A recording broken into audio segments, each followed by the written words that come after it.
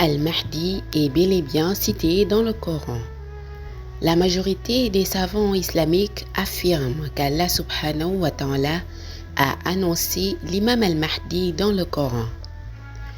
Puisqu'à partir du moment où il dit qu'il a traité tous les sujets dans le Coran sans rien oublier, il faut en déduire qu'un personnage aussi important comme l'imam al-Mahdi y est forcément annoncé. D'autres savants islamiques affirment que l'imam al-Mahdi est de toutes les façons annoncé dans les hadiths du prophète, paix et salut sur lui. À ce sujet, la réalité retenue par le Mudhayib se rapporte à deux versets, dont le premier est la sourate Al-Fatr, sourate 48, et la seconde est la sourate An-Nasr.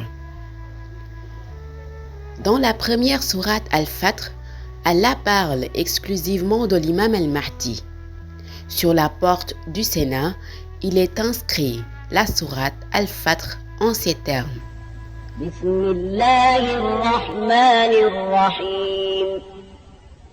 Inna fatahna laka fathan mubina. ليغفر لك الله ما تقدم من ذنبك وما تأخر ويتم نعمته عليك ويهديك صراطا مستقيما وينصرك الله نصرا عزيزا.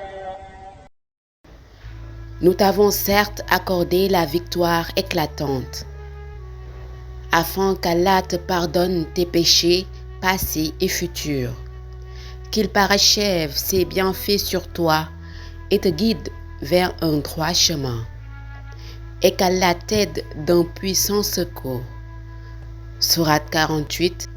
Ici, Allah explique que le personnage de l'imam al-Mahdi, qui commencera à parler de sa mission universelle à partir de l'âge de 33 ans, ne verra effacer tous ses péchés commis avant ses 33 ans et il lui pardonne également ses péchés futurs s'il venait à en commettre au-delà de ses 33 ans.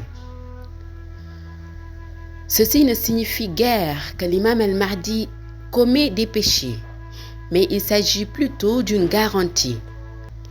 Car lorsqu'Allah envoie un missionnaire, il lui fournit une garantie. Allah ajoute qu'il va lui envoyer un puissant secours, c'est-à-dire que l'imam al-Mahdi ne possédera pas une technologie sophistiquée ni des armes de pointe comme celles détenues par ses ennemis. Mais Allah lui donnera le secret Kun Fayakun, soit et cela est, qui lui permettra de neutraliser toutes sortes d'armements, sophistiqués soient-ils, ainsi que toute technologie de pointe que pourraient posséder ses ennemis, ou simplement tout ce qu'il voudra neutraliser, technologie, armes nucléaires, etc. La seconde sourate, An-Nasr, sourate 110, s'adresse également à l'imam al-Mahdi en ces termes. Bismillahirrahmanirrahim. إذا جاء نصر الله والفتح ورأيت الناس يدخلون في دين الله أفواجا فسبح بحمد ربك واستغفره إنه كان توابا.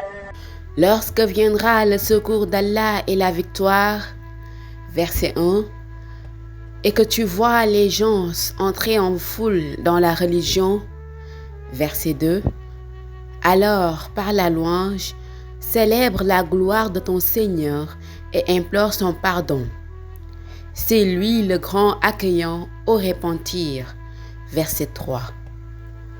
Ici, Allah subhanahu wa ta'ala annonce que lorsque son aide sera arrivée, ainsi que sa victoire, ce qui signifie littéralement lorsqu'arriveront l'imam al-Mahdi et le secret Kun Fayakun, en ce moment, les gens vont entrer par groupe dans l'islam, c'est-à-dire les non-croyants, les indécis et toutes sortes de personnes vont adhérer par groupe dans l'islam. Allah subhanahu wa ta'ala s'adresse ensuite à l'imam al-Mahdi en lui disant qu'il poursuive son zikr qu'il pratique déjà. Aussi, Allah poursuit en lui assurant que tous ses disciples se verront pardonner leurs péchés. Car tous ceux qui sont avec lui, étant repentis et demandant le pardon d'Allah subhanahu wa ta'ala, seront automatiquement pardonnés. C'est pourquoi, au cours de son règne, c'est seulement en étant son disciple qu'il est possible d'obtenir le pardon d'Allah subhanahu wa ta'ala. L'imam al-Mahdi est le bien guidé, en d'autres termes, il est l'imam, qui est le seul guide pour tous les musulmans. Donc, le verset Iza ja'a nasrullahi wal fathu signifie que tous les musulmans attendent le secours d'Allah, l'imam al-Mahdi, et la victoire, le secret Kun Fayakun. Ensuite, وَرَأَيْتَ النَّاسَ يَدْخُلُونَ فِي دِينِ اللَّهِ أَفْوَاجًا. Les gens vont entrer dans l'islam par groupe. Enfin, فَسَبِّ بِحَمْدِ رَبِّكَ وَاسْتَغْفِرْهُ إِنَّهُ كَانَ تَوَّابًا. L'imam al-Mahdi faisait déjà son zikr et Allah subhanahu wa ta'ala l'exhorte à poursuivre son zikr.